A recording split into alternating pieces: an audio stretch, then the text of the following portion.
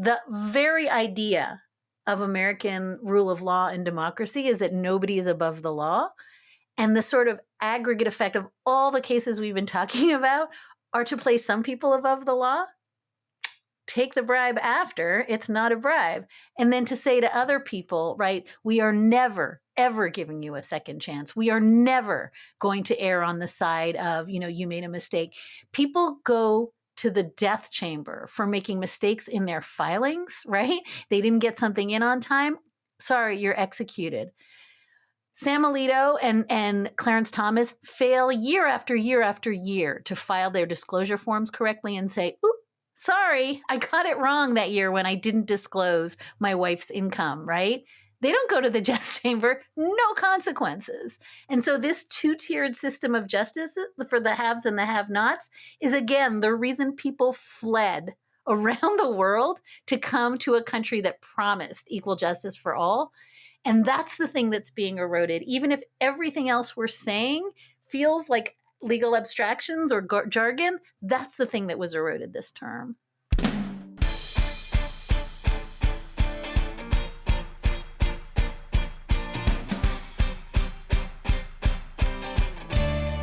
Hello, and welcome to the PoliticsGirl podcast. I'm your host, Lee McGowan. Let's get into it. Well, we just finished probably the most life-altering Supreme Court session in the history of the country.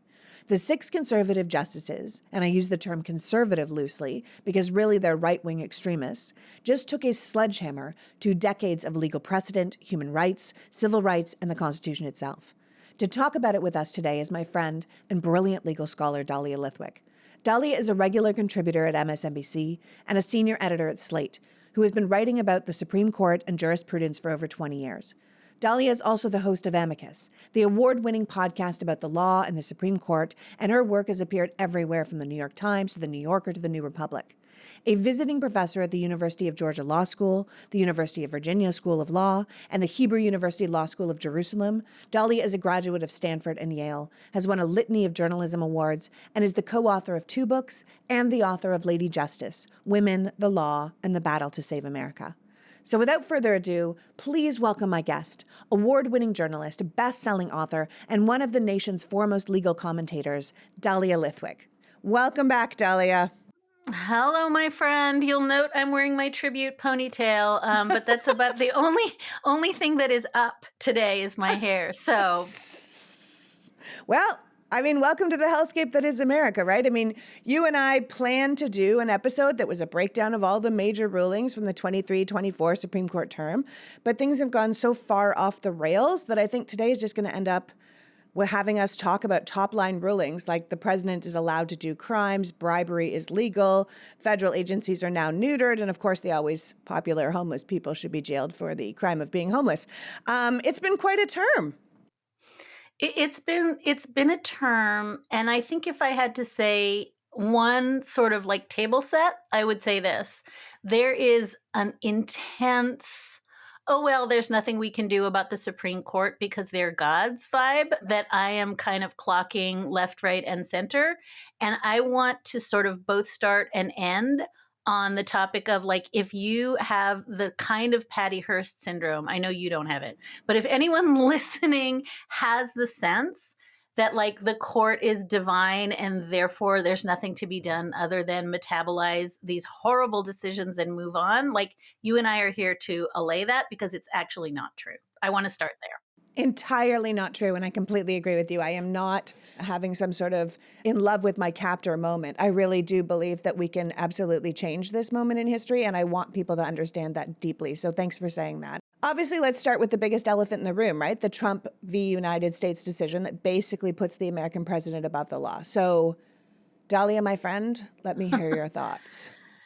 I will just say this shocked even me. I watched the case percolate up through the lower courts. I covered, the appeals court decision. I, like many of us, could not believe the extent to which the Supreme Court slow-walked this case so that it, was both heard on a day that was added to the court's calendar in April and then decided on in July, which the term never goes on into July. It only has happened a handful of times. So this was the court not just ultimately ruling on the merits for Trump, but doing the thing he wanted most of all, which is use this as a delay tactic to make sure that this drops in a way that the president cannot be held to account. So I just want to point out, even without the ruling itself, the court had done the thing. I think you're not alone there. I think most legal experts have thought this is much worse than anyone expected, because it's not just that they slow walked it for weeks and weeks. It's not that they just pushed what we thought they were doing, pushing the trial so that he could not have it be heard before the election and the American people couldn't hear what he'd really done.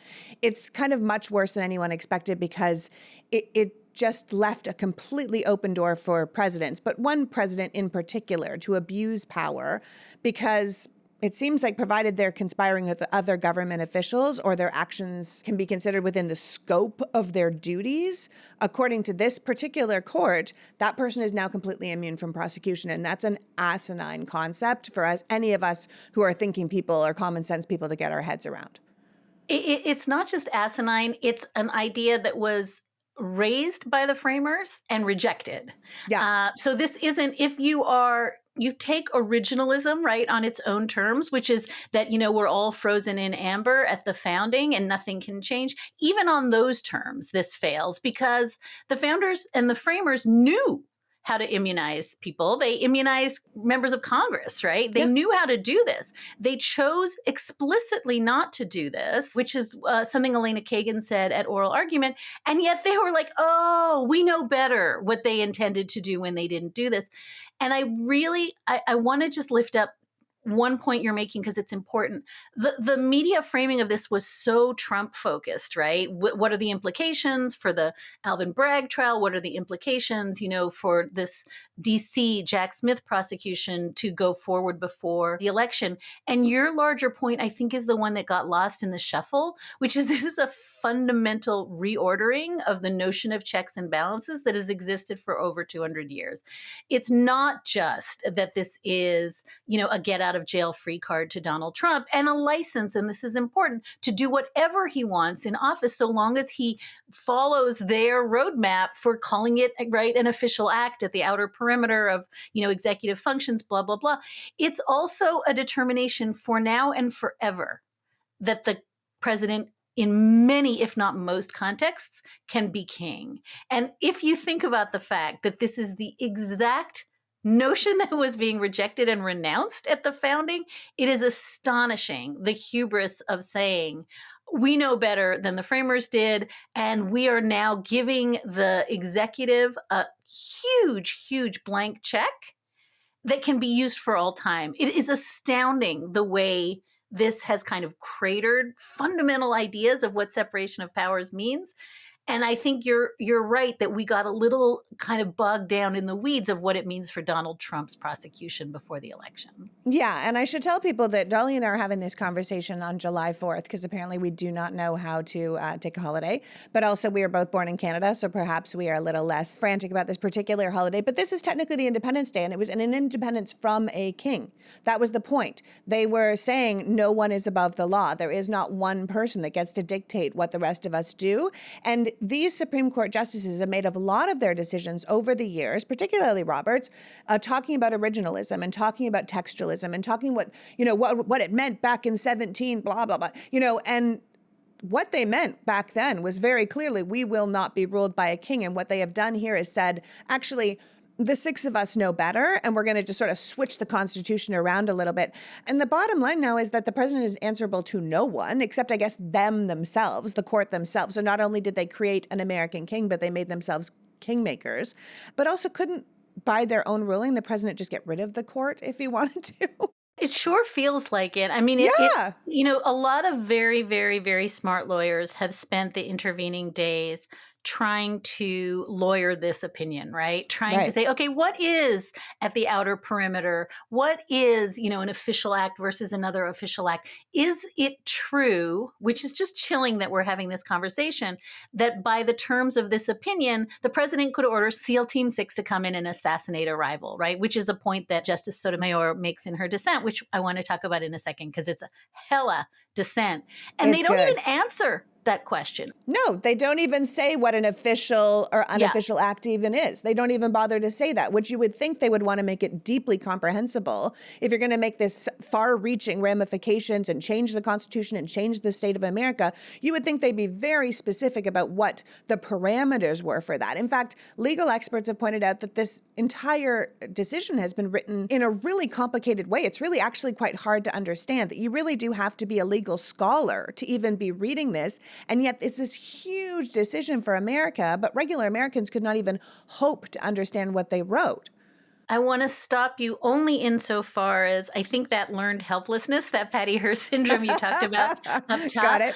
I think that there's going to be a real impulse to say, I'm not a lawyer. I can't understand this decision, so maybe I shouldn't be worried. And what I want to say is, by design, this opinion is jello. Like, by design, this is vanilla pudding that cannot be nailed to a wall. And as a formal matter, right, the court sort of says, oh, we're going to kick it back to the lower courts to determine the line between official. Here's some like guideposts they can follow.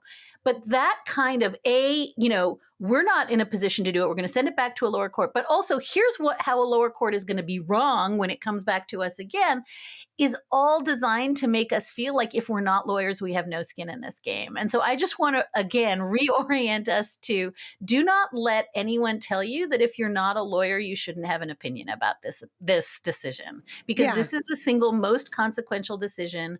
This is bigger than Bush v. Gore. It is the most consequential decision of our lifetimes. And you don't have to be a lawyer to be terrified. And the fact that the court made it so amorphous and ambiguous that the only thing we can say is this is a roadmap for Donald Trump in 2025 if he wants to make himself immune. This is who he has to talk to. These are the magic words he has to say. This is the parameters of which he can discuss with his own attorney general, right? Having a trial for Hillary Clinton. All that is in here. And so please do not kind of fall under the I'm not a lawyer, so this is too hard analysis, because whether you're a lawyer or not, this is both utterly ambiguous and utterly clear. Yeah, that's a really good way of putting it. Utterly ambiguous and utterly clear. Because, you look at someone like Alexei Navalny being put into prison in Russia and then dying in prison. This is the kind of stuff that would be completely under the scope of this new decision. The Supreme Court, to me, is clearly quite out and proud about who they are, which are key players in this kind of Christo-fascist takeover of the United States. And I think those of us who are paying attention feel a tiny bit shell-shocked, because it's not that we didn't see the writing on the wall. It's just that the writing on the wall is so incredibly loud and big and obvious. I guess there was a part of me that actually thought that they were just trying to delay the decision as long as possible to help him with the election. I don't think I actually ever imagined that they would give the president absolute immunity against our founding documents. And I don't even think, and tell me what you think about this, I don't even think it's necessarily pro-Trump. It's pro-control. The basic gist being that they care more about unfettered political power, unfettered presidential power, than whoever the chosen leader happens to be. I mean, that part is almost insignificant. The Project 2025 people are just putting in like whatever conservative leader they want. They just currently have Donald Trump, so that he doesn't have to worry about, an insignificant detail like breaking the law. Like, these 6 conservative justices seem to be doing exactly what they were put there to do, which is to allow the next conservative president to abuse their power, to overturn elections, as you're saying, to maybe take out political enemies if need be. These 6 people and the people who installed them, and we should definitely be clear that those people were installed to do this, have come in on a long-term concentrated effort that power itself is worth more than the foundations on which this country was built and the wants and needs of the 300 million plus people that live in it. I love what you're saying, because you're making a subtle point that I think a lot of us miss, which is the majority, and let's be really clear, this is a 6-0 opinion, right? So all of the stuff that dum-dums like me used to tell you, right, probably a year ago, like, oh, John Roberts acts as a braking mechanism, right? There's a 3-justice sort of middle of the court, and Brett Kavanaugh and Amy Coney Barrett, care about democracy. No, let's put that's over. And I think That's over. The story of the term, which we'll have to do on another show, is what happened to John Roberts. What happened to institutionalist John Roberts, who dissented, right, in the Dobbs decision overturning Roe, who's been a check against the sort of Alito Thomas faction of the court. That guy is gone. The court has been fully sort of magnified. And I think we have to be very clear for people who are like, oh, this court cares about itself as an institution. Like, no, that's behind us. And that's gone. The story of the term. But I think the deeper thing you're saying is that this, and we heard it at oral argument when Justice Gorsuch was saying, this is a decision for the ages, right? We are writing an abstract decision about, criminal immunity for all time. And you see it in the majority opinion that it sort of like makes short shrift of January 6th, not really interested that across the street from the Supreme Court, people with spears, with weapons, murdered other people, right? Took down fences, broke windows in order to forestall the transfer of power. So that's what happened. And this is described as a kind of like, bad things happened. Who knows who's to blame in the majority opinion? It's left to the dissenters to say this is what happened.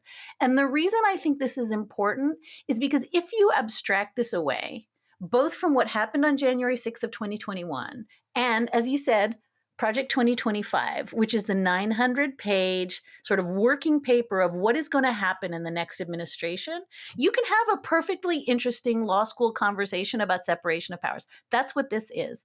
What this opinion fails to recognize is what happened under Donald Trump, what is going to happen under Donald Trump. And you're exactly right, whether it's Trump or DeSantis or Ted Cruz, this is the plan. And I want to say that this is thus a complete failure to recognize how each side wields power. Because if Biden wins, even under this new structure, Biden's not ordering assassinations. Biden's not going to tell his attorney general to go after political rivals. Biden's not going to take bribes in exchange for pardons. That's not how Democrats wield power. And I guess if you watch a lot of like crazy pants news, you think that Biden is doing that. That's just not how Democrats wield power. But this is explicitly how Donald Trump wields power and how the Republican Party wields power. And so to fail to kind of clock the asymmetry there of like, oh, we're just making a sort of general principled claim about the powers of the executive branch is to fundamentally misapprehend that is going to be abused by one party and not abused by the other. And this opinion makes no note of that because it doesn't care. And so not only is it a thumb on the scale of like expansive, capacious executive authority to do unlawful things, it's also a green light to the person who has promised us, I'm going to do unlawful things the first day I get in office. Yeah. Yeah. It also appears now that the president has the power to ask to investigate anyone or anything they feel is in their way, to have complete criminal immunity from prosecution, no matter how over the line they go.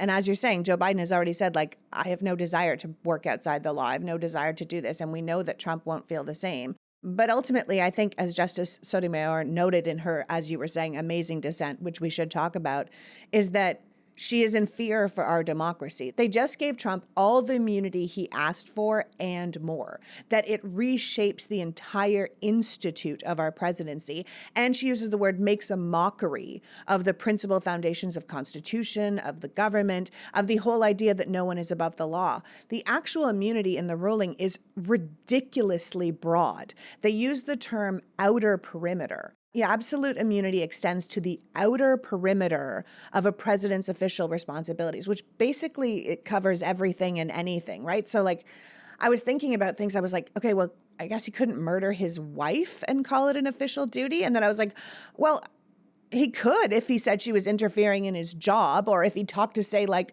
Marjorie Taylor Greene first and was like, yep, I talked to a congressional member first, so it's now within my official duties. Like, the whole thing is written so weirdly that we're always going to have to distinguish between official and unofficial conduct if we want to hold the president accountable for anything.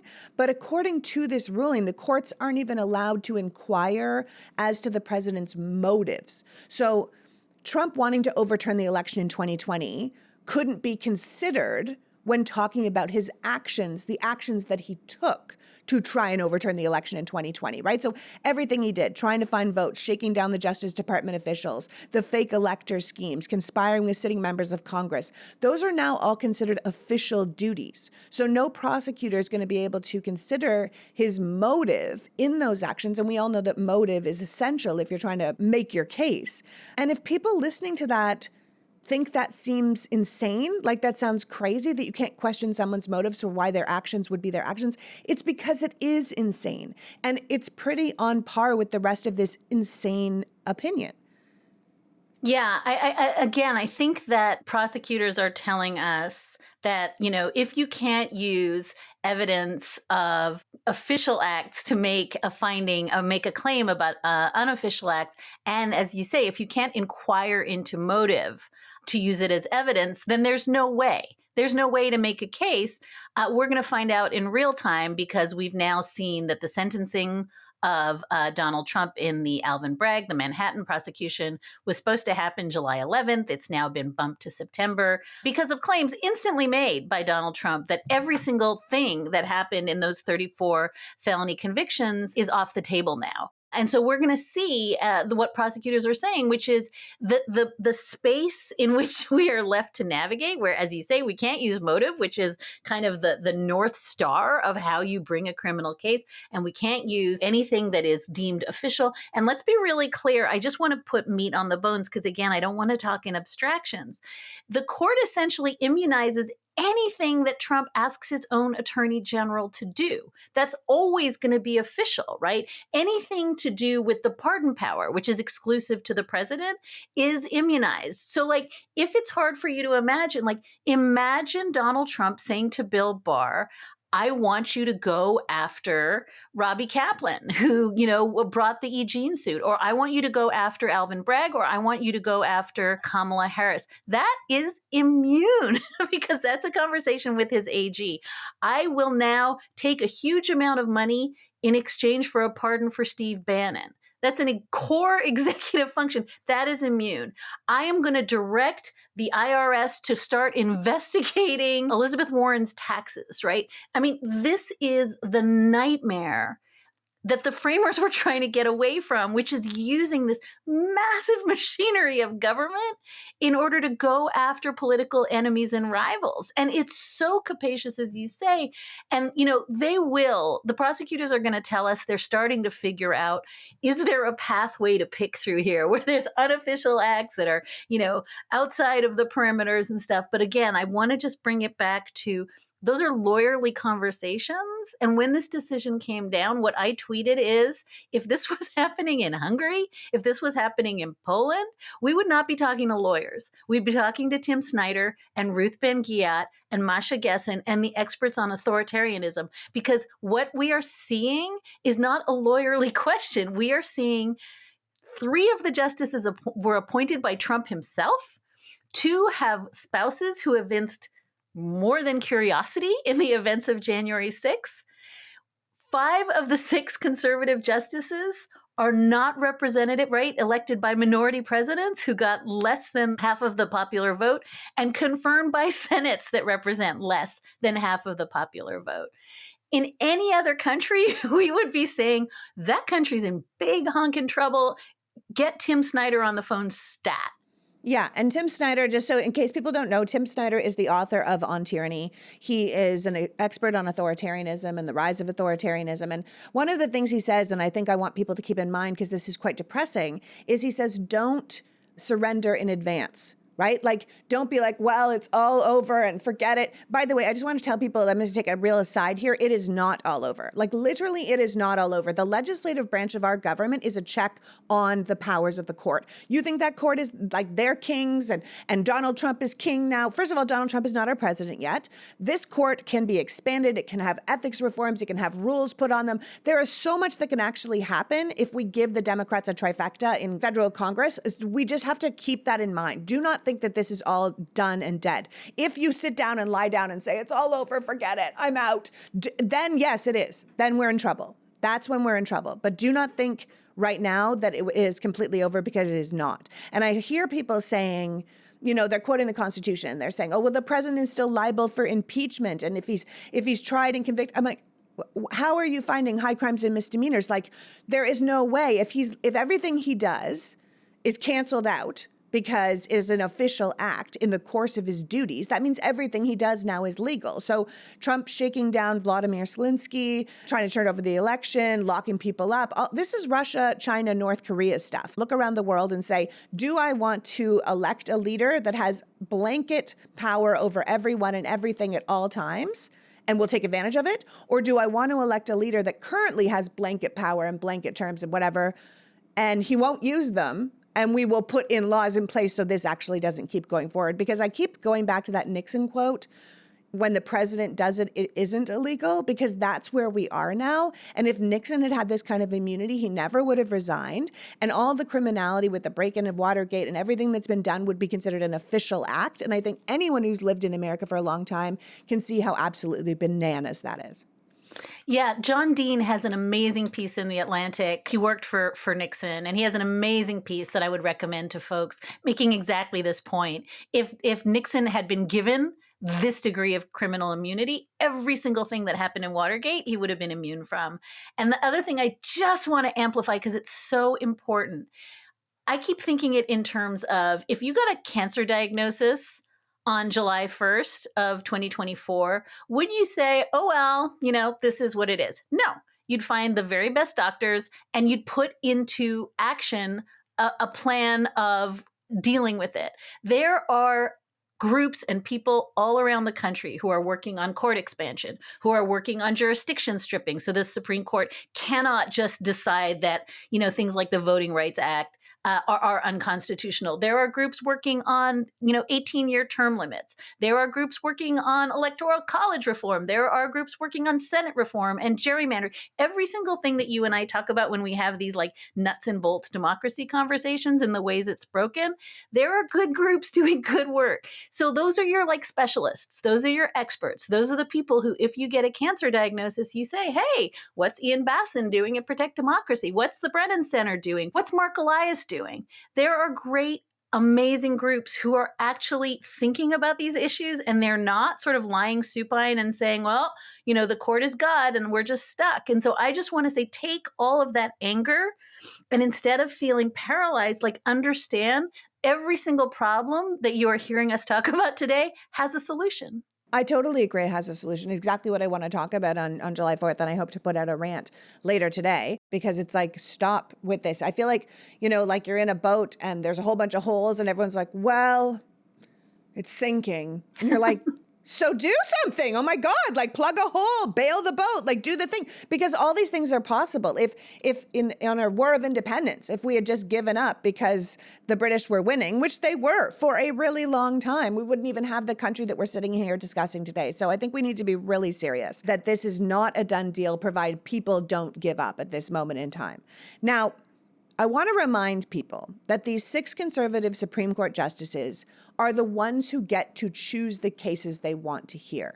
They chose to hear the case to make it harder to prosecute January 6th insurrectionists. They chose to hear the case to delay Trump's trial and then make him untouchable. They chose to take up the case to undermine experts in government and allow bribery to be legal.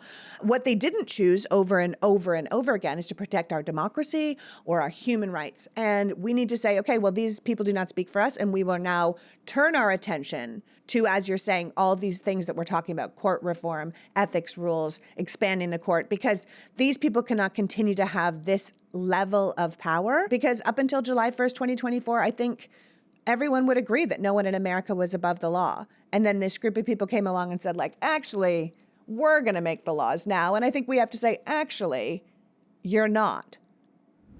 If I asked you how many subscriptions you have right now, would you be able to tell me? How about how much they cost? Most people think they could, and most people are wrong, which is why it feels like our money is just flying out of our account and we have no idea where it's going. Well, it's probably going to subscriptions. Think about it. Between streaming services, fitness apps, delivery services, parenting apps, it's kind of endless. I'm guilty of this. I often sign up for things and then forget I did it and then keep paying without ever using the app or the service, which is why Rocket Money is so great. Rocket Money helps you find out which subscriptions you have that you're actually spending money on and cancel the ones that you don't want anymore. Rocket Money is a personal finance app that finds and cancels your unwanted subscriptions, monitors your spending, and helps lower your bills. You can see your subscriptions all in one place, and if there's something you don't want, you can cancel it with a tap. You don't even have to talk to customer service. Rocket Money will even try to get you a refund for the last couple of months of wasted money and negotiate to lower your bills by up to 20%. All you have to do is take a picture of your bill, and Rocket Money does the rest. It is a terrific service, which is probably why Rocket Money has over 5 million users, saving a total of $500 million in canceled subscriptions and saving its members on average $720 a year. So stop wasting money on things you don't use and cancel your unwanted subscriptions by going to rocketmoney.com/politicsgirl. That's rocketmoney.com/politicsgirl. rocketmoney.com/politicsgirl. Well, you've heard me talk about Rhone before, but my son Lachlan just did 10 full days in the sweltering heat of DC and New York, and he was wearing only them. And not only was he not sweaty or wrinkled, he didn't need to wash them while he was there, and he said that everything, the pants, the dress shirts, the polos, were all totally breathable. Honestly, I'm buying him more. It is hard to dress teens in business casual. He's in shape, he doesn't want to feel constricted, and the entire look was perfect. Same for grown-up men, too. But I'm here to talk about women today, because Rhone has products for women as well. I'm just getting back to working out after years away because of my lungs. So my body is, let's just say, not exactly where I want it to be, which is why I love Rhone's leggings. I've talked about Rhone's leggings before. Rhone makes clothes for every workout. Bras, shorts, leggings, tanks, hoodies, even skirts. They are terrific quality, and Rhone pays special attention to fit and functionality. They use a luxurious fabric called Cosmic Knit and Celestial Knit as their foundation, which has optimal breathability for performance and comfort. They also have what's called a chafe-free seam, which makes their leggings, let's just say, more flattering, where the seam usually ends up in other leggings. Plus, like my son and husband's business casual Rhone products, my leggings are treated with Gold Fusion anti-odor technology. I mean, I'm not going to be working out that hard, but you might be. The Rhone Women's Studio collection can get you through any workout and straight into whatever comes next. Head to rhone.com/politicsgirl and use the promo code politicsgirl to save 20% off your entire order. That's 20% off your entire order when you head to rhone.com/politicsgirl and use the code politicsgirl. Rhone, for every day, for every you. Forever forward. What if I told you that the fate of democracy hinges on vibes? I know, that's totally terrifying, but that is the concept behind one of the best new podcasts called Vibes Only. My friends at Courier created Vibes Only, and what they're getting at is most of us don't have the time to study policy proposals and economic reports all day, but what we do have are vibes, how we feel about the direction of the country, how we feel about what's going on. So in this election where democracy is on the ballot, co-host Brian Derrick and Glenys Muhar are committed to checking the vibes of American politics every week and bridging the divide between facts and feelings. It's funny, it's informative. The two of them have a great vibe. And like this show, it will make you better prepared for the election this fall. Listen and subscribe to Vibes Only wherever you get your podcasts. I think you will find it is completely worth your time. Those Courier people know what they're doing. Up until July 1st, 2024, I think everyone would agree that no one in America was above the law. And then this group of people came along and said, like, actually, we're going to make the laws now. And I think we have to say, actually, you're not. Couple things. One is, I'm so glad you drew attention to this. The court is 100% in charge of its own docket. There's no case that it has to take, and there's an awful lot of cases it doesn't take. A bunch of the cases it takes in the posture of like, oh, this is an emergency. So one of the cases that came down 2 weeks ago, which is that emergency abortion case out of Idaho, and it doesn't get a ton of press. It got press because the court accidentally dropped the opinion a day early. Another leak in another abortion case. It doesn't get press because the court essentially says, oh, whoopsie, we shouldn't have taken this. It was way too early in the process. But they took it. They plucked it off their own emergency docket, scheduled it for arguments. They had arguments. People in Idaho were being airlifted from ERs in Idaho because physicians were afraid to perform just fundamental miscarriage care, right? Because the law basically was that the federal law says you do stabilizing care. And that means to protect not just the life of the mother, but her health, her reproductive organs, her mental health, all that. But Idaho passed a law that says, like, no, unless the mother is going to die, no abortions. So women were being helicoptered out of Idaho. And the point that the court was like, oh, well, no harm, no foul. We took the case. We decided it was too early. Doesn't change the fact that people were not able to get emergency care. And I use this as an example because over and over, and as you said, this case could have been decided 7 months ago. We had an appeals court ruling 7 months ago that a unanimous appeals court unanimous with a very conservative judge voting with two other judges that absolutely no way is this theory of criminal immunity possible or plausible under the court could have just said, summary affirmance, you're right, but they didn't. They slow walked it. And by the way, one other point, the Colorado case that would have taken Donald Trump off the ballot because of, Section 3 of the 14th Amendment that says if you insurrected, you are not eligible for the presidency. Court docketed that one lickety split, heard it quickly, handed down a decision, right, within weeks. So they know how to act quickly when they want to save Donald Trump and keep him on the ballot, but apparently incapable of acting quickly when, there's a question of like, will he be held to account for his crimes? So I just want to make the point that you are going to hear, oh, the court, didn't take away the right to abortion. They're really moderate. They didn't take away mifepristone. They're really moderate. They didn't give the guy in Texas who had a domestic violence adjudication against him. And in the end of the day, the court was like, ooh, this one's awkward. We better not give him his gun back. Oh, it's a win for moderation. Like none of those cases is a win for dignity, as you say, for democracy, for civil liberties, for vulnerable communities. The court got involved in really awful cases and kicked some of them away. And by the way, in mifepristone and in that emergency abortion case, wrote a prescription, come back with this in 2 years, and we're yours. What Dahlia is saying with the prescription thing is if they didn't say, no, this isn't allowed, you can't just pull an FDA-approved drug off the shelf for no reason. They were like, this isn't the greatest argument. You basically have no standing to be here. So just like rework it and come on back. That's basically what they said. And we just have to make sure that when people try and come on back, there's different justices and expanded court or more ethics rules when that happens. Because, you look at someone like Chief Justice Roberts, as you said, we could have an entire podcast on what happened to this guy. But he wrote such a rude dissent to the liberal justices who dissented to this presidential king case, basically claiming that the women were being hysterical, which is a word that men love to use for women, when they're the ones being reasonable and standing by the Constitution. It's like a rewriting of history in a way that is just so irritating to me because no president has ever needed immunity before. No one has ever even considered such a ridiculous thing. And these guys are saying, well, hey, if it's our guy, it's fine. And how do you not see these people as bought and paid for operatives, which is exactly what they are? And if that's the case, then what the hell are they doing on our highest court in the land? I wrote a very, very grouchy piece about the fact that the Chief Justice is, in his opinion, this split on gender lines. And Amy Coney Barrett, by the way, broke off from the 6th Justice conservative supermajority on some parts of this case to say, like, wait, this is crazy. Like she was willing to sign on to the bulk of it, but there were parts of it, some of that evidentiary stuff you and I talked about earlier, that she was like, this seems nuts. We can't immunize him from this.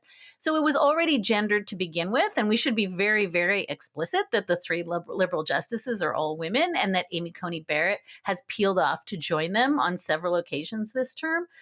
So there is this inevitable gender split here, and then you have the Chief Justice responding to the dissents by Ketanji Brown Jackson and Sonia Sotomayor, calling them like fear-mongering and saying that they're just like unnecessarily creating like these scare scenarios. Not even responding, as I said, like Justice Sotomayor like goes boom, boom, boom. Here's what can happen. The conversation you and I had 10 minutes ago, he doesn't even respond. He's just so contemptuous of them.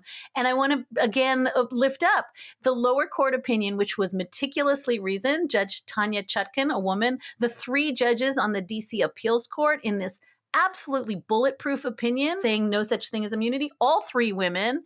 And so there's just this valence here of like, oh, calm yourself, honey. You are overreacting. You don't understand. Let the men do the work. And it's just impossible to avoid that. And so, yes, I wrote a very, very pissy piece saying, like, please don't talk to us like we're hysterical, because we warned you Dobbs was coming and you told us it wasn't. And all of you said in your confirmation hearings you'd never do that. So maybe women aren't hysterical. Maybe we're prophets, right? Well, they also said in their confirmation hearing that no one was above the law. Every single one of them said the same thing. Yeah. It's like everything they said. Like if you're looking at impeachment of justices, which, by the way, people can happen, the impeachment process was created for presidents and vice presidents and justices. So it can be used. If you're looking at that, lying in your confirmation hearing, having your wife be an insurrectionist, voting against the Constitution, taking bribes, these are all reasonable reasons to consider impeaching certain justices, and I think it should be very seriously considered. But the whole thing is clearly like an open invitation to just go ahead and commit crimes if you know you have the court on your side, which Leonard Leo and the Federalist Society clearly spent 40 years making sure the conservatives had. We need to get serious about that. Obviously, we have an opportunity to fight back, and that is in November at the ballot box. And it won't just be saving ourselves from a hideous, tyrannical dictator. As you said, we should be talking to Timothy Snyder about that. But if Democrats win the House and the Senate and the presidency, we give ourselves the opportunity to not only hold these corrupted justices accountable through the legislative branch, but court reform should now be very firmly on the ballot for any reasonable pro-America voter. Yeah. And, you and I talked after Dobbs came down. We talked after Bruen, that gun case came down, right? You and I have had versions of this conversation where we've said, like, if you care about these issues that you care about, abortion, right? Huge majorities of the American population hates Dobbs. If you care about guns, right? The Supreme Court just put bump stocks back in the hands, right? And said that, oh, these aren't machine guns. They just make guns machine guns. They're not machine guns themselves. Yeah. And we haven't talked about the Chevron case, and I know it's going to be a conversation for another day. But one of the things I want to talk about it. We can talk about it, but I just want to say again, it feels really abstract. Like, I slept through administrative law. This is not like necessarily the thing that is going to make you crazy. But the Supreme Court just told the EPA how to regulate emissions. The Supreme Court told the SEC how to bring actions against fraudsters. The Supreme Court, like in case after case after case this year, is telling federal agencies, you don't know what you're doing. All of your scientists that know things, all of your people who understand disease and how to have clean water and how to have clean air and how to land airplanes correctly, they don't know anything. We know better. And I'm going to tell people, because we can't just tell them if they don't know the Chevron ruling. Look, here's the thing. These justices did not just come up with this one horrible president is king ruling. They did a lot of terrible things this term, including the evisceration of the power of federal agencies, which is what Dahlia is talking about. The Chevron deference is something that we have had for at least 40 years. And what they have done is overturned it. So what she's talking about is like when a law is written by Congress and is ambiguous, and often they are written to be ambiguous so that they can evolve and they don't have to constantly be rewritten, the courts should defer to the experts. These are experts that need to speak to this, not the courts, not the legislators themselves. And overturning the Chevron deference, which is what this court just did, basically means that judges with no specific expertise, or the legislators who also don't know these industries inside and out, are now going to be making these decisions. So not the people who have spent their entire lives studying these highly complex issues and understand what's best for the people, what's best for the animals, what's best for the planet, what's best for the air. So until this decision came down, the Chevron deference allowed Congress to write laws that were purposely vague, because when they were enacted, it had the flexibility to go through these federal agencies that really had the expertise. But now Congress, as you said, can be dictating the specs of a jet engine, and they don't know what they're talking about. And we're not going to talk to the people who are running the Federal Aviation Administration. We're not going to talk to them. We're going to talk to some rando judge in the Fifth Circuit or some rando legislator who doesn't know anything about it. And that's so deeply unsafe for the American people to not defer to the experts in cases like this. And it really comes down to the conservatives not being unhappy since the New Deal, being unhappy that anything was regulated. You know, who cares if our workers get hurt because we cut costs and safety measures? We had federal agencies to monitor this. And they're basically saying, strip those federal agencies of their power and we will be able to move forward for profit, which is what the people who bought this court really wanted. Is that a fair assessment of what you're talking about? It's more than fair. And I would add one tiny layer to the cake, which is because I can't believe we've been talking for this long and we haven't talked about the corruption, right? We haven't talked about the justices flying on airplanes and going on super yachts. And Clarence Thomas has this like RV that apparently was paid for by a friend. And his mom's house is paid for by Harlan Crow. And none of them disclose it, right? Because why would you disclose it? And then they get caught and they disclose like some of it, but not all of it. And Justice Alito tells us, oh, it's okay for me to take a private flight to a salmon fishing junket with people who have business before the courts, because otherwise the seat would have been empty. Yeah, it's okay for me to drink this glacier martini with the people whose court case I'm going to decide on later. That's a totally normal behavior.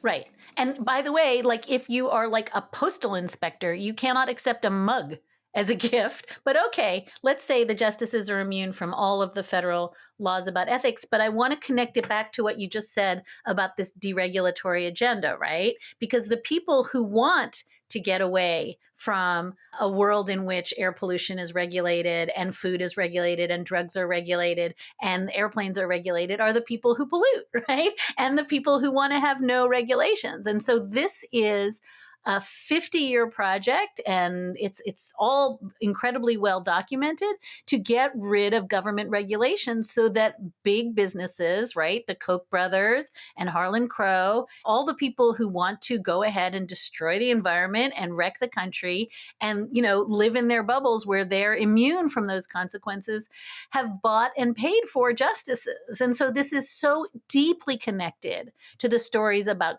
Supreme Court corruption, failure to recuse in cases where they have interests, right? All of the reasons that the Supreme Court's public approval has plummeted to record lows in the last 2 years, it seems like it has less to do with what's happening on the docket and more to do with their private conduct. And I want to be clear, it's not all 9 justices. It's very specific justices.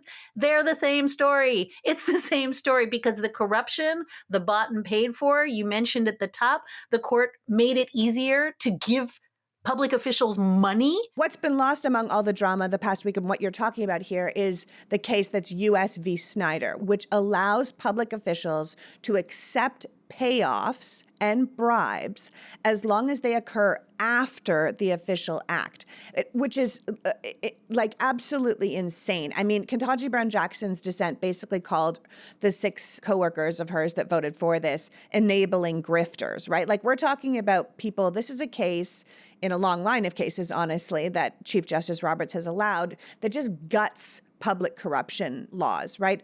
These guys clearly don't work for the government or the people. They work for their donors. They work for the billionaire class.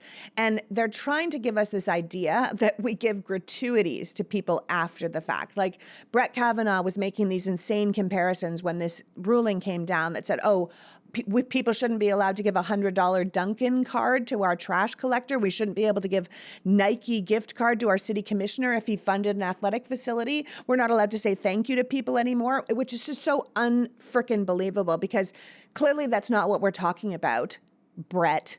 Right? We're talking about people giving millions of dollars in gifts and such to political candidates and judges so you get what you want. We're not talking about giving your congressional assistant a $50 Starbucks gift card, right? There's no way American people agree that politicians should pass laws and then get their bribe, or a judge should rule on a case and then get their bribe. The order in which you get your bribe does not negate the fact that you're taking a bribe, right? We don't give gratuities to politicians and judges for their work. That is not what we do in America, and this is another one of these decisions that these 6 people have allowed, and to give us yet another reason to vote to keep their power in check or dilute their power completely. Here's the other thing I want to say. You mentioned up top, and let's like connect all these little dots, but you mentioned up top at the same time that the Supreme Court was making it easier for public officials to accept gifts as long as they come after, which by the way is a long line of cases that the Supreme Court has been making it easier for public officials to take grift and graft. But you mentioned at the top, and it's so important to say this, in the last week of the term, the Supreme Court also thumbs up on criminalizing homelessness, right? Sleeping in the parks. And I just want to connect them because I think that you started with this theme and it's so important that there is this increasing sense of some people are above the law and some people can't catch a break. And it is not, I think, an accident that the people who suffer, right? And Sonia Sotomayor is so painstaking in her dissent in that homelessness case to talk about why are people homeless. And she talks about climate change and she talks about housing regulation, right? All those alphabet soup agencies we talked about, the CDC, EPA, if they cannot do their jobs and regulate, there will be more homeless people. And she really explicitly says, not only are you making it a crime to sleep in the parks, you're also making it impossible for agencies to solve the problem of homelessness because everything that you are failing to do, which is allow government to solve complicated problems, is going to result in more homelessness. And so this kind of two-tiered system that you're describing, where the very rich keep catching breaks, right? Keep catching breaks. And the people who suffer, which is everybody else, oh, well, they're going to have to pay extortionate fines that they can't afford for being homeless and sleeping in parks. So the very idea of American rule of law and democracy is that nobody is above the law. And the sort of aggregate effect of all the cases we've been talking about are to place some people above the law, take the bribe after it's not a bribe. And then to say to other people, right, we are never, ever giving you a second chance. We are never going to err on the side of, you made a mistake. People go to the death chamber for making mistakes in their filings, right? They didn't get something in on time. Sorry, you're executed. Sam Alito and Clarence Thomas fail year after year after year to file their disclosure forms correctly and say, oop, sorry, I got it wrong that year when I didn't disclose my wife's income, right? They don't go to the death chamber, no consequences. And so this two-tiered system of justice for the haves and the have-nots is, again, the reason people fled around the world to come to a country that promised equal justice for all. And that's the thing that's being eroded. Even if everything else we're saying feels like legal abstractions or jargon, that's the thing that was eroded this term. Yeah. And honestly, like you said, putting the dots together, it all connects. Like, if you're going to force women to have babies, do you know how many homeless people just aged out of the system where their parents didn't want them and they put them in childcare that the state had, and then they aged out and they go on the street and they become homeless. And now you're saying the system failed you, we failed you again, and now we're going to make you a criminal while these actual criminals sit in their high castle. We created a country to step away from an aristocracy, to step away from a king. And we're allowing another one to come up in its place. And we, the people, have to say enough. So coming out of all this, before you leave me, do you have a takeaway? Do you have any good news for me? Any advice we can do to help change things, improve our future justices? What do you think? I'm going to say the same thing I said to you when we talked last, which is in every single state that put abortion on the ballot, after Dobbs, in every single state, right, including Kentucky, abortion wins. And that's because why? No slur on Kentucky. Why? No, but it's a very red state. It's a very red state. They keep electing Mitch McConnell. And what does that tell me? It tells me that this thing that you and I are struggling to articulate today, which is it's your democracy. It's yours to win. It's yours to lose. We are awake. And we understand, we really understand at a cellular level now that our school boards and local libraries, and whether or not women are going to die outside an emergency room because they are turned away because they're not hemorrhaging hard enough, right? Because they're not septic enough to be treated, we get that. And we understand that that is not something that can be cured by being angry or, as you keep saying, by being immobilized. It can only be cured, and we are seeing it, as I said, in Michigan, in Ohio, around the country, people knocking on doors, not just women, people knocking on doors, getting signatures, putting something on the ballot, making sure that they understand that your state Supreme Court, your state Attorney General, those races are as important as what's on the presidential ballot. and that we need to really, really do the thing that has been so hard, which is perfect democracy, which is take a democracy that had a lot of really good and radical ideas, but also existed to protect white male slaveholders. And everything that is broken, right, whether it is the filibuster or the Electoral College or a malapportioned Senate, every part of that was done to break majority will, right? To make sure that white slaveholding states had power. So fix those things. It's not hard. As you and I keep saying, groups are out there doing it. And we know now that you can get on the ballot. We know you can do it by referendum. We know that if your state Supreme Court tries, as they did in Ohio, to reverse that, you have to change your state Supreme Court. You have to change your state Supreme Court in Michigan. It's doable. And so I just don't want anyone to hear what we're saying as, therefore, give up and Steve Bannon wins, because that's the plan. Everything is fixable. Everything is fixable, but it's going to be the boring, eye-glazing work that de Tocqueville talked about, of talking to your neighbors and knocking on doors from now until forever. From now until forever. Steve Bannon said he wanted to burn it all down. And I think we just have to make sure that enough of us are out there to not allow that to happen. This is our country too. And the immobilization, I think, is the thing that gets people. I love you. Thank you for coming. Thank you for being so smart. Thank you for blurbing my book with a shameless plug is coming out September 17th. And we talk about all these things because it's called A Return to Common Sense. And as always, read Dahlia's book, which is amazing right now. And we need a little visit from Lady Justice after all of this shenanigans. But I just really look forward to seeing you soon. And we'll talk about more things. But I want people to leave with the hope that this can all be changed if we put in the work. At the end of the day, you said it's democracy in action, and I think heavy on the action, right? It's ours to win. It's ours to lose. Happy 4th, my sister. Happy 4th, my friend. So that was the brilliant Dahlia Lithwick, reminding us that this idea that there is nothing we can do about this horrible, corrupt Supreme Court is bullshit. If you got a cancer diagnosis, would you say, well, that's what it is, there's nothing you can do? No, you would go to the experts. You would fight. You would find a way to get better with everything you have. And that is what America needs from you now. The people who created this monstrous court are saying some people are just worth more than others. Some people are above the law and others will never catch a break. And we, the members of a still working democracy, have to say no. No, that is not what we believe. You don't get to create a new aristocracy and burn 250 years of self-rule down on our watch. It is our country, and we win or we lose on action. And action is what we need now. So brush yourself off, talk to your neighbors, register people to vote, and get us a federal government who will hold these kingmakers in check. I want to thank Dahlia for joining us today, and you for caring enough about democracy to be here. Now get out of your funk and get to work. Until next week, PG out. The Politics Girl podcast is written and performed by me, Lee McGowan, in partnership with the Meidas Media Network, and produced and edited by Happy Warrior Entertainment. All rights reserved.